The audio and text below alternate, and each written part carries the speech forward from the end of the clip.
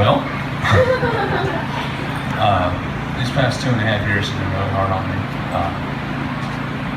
November 19, 2014, I lost my cousin to leukemia, and that's really taken a toll on me, and it's kind of spiritually drained me. There's been times where I've just been like, God, are you there? Are you real? And I've been here. This is my. I've been here every night except for one night, and every night's been awesome. But last night, you called me up here, right over there, and something happened to me. I hit the ground, found my joy, and I haven't lost it in 24 hours.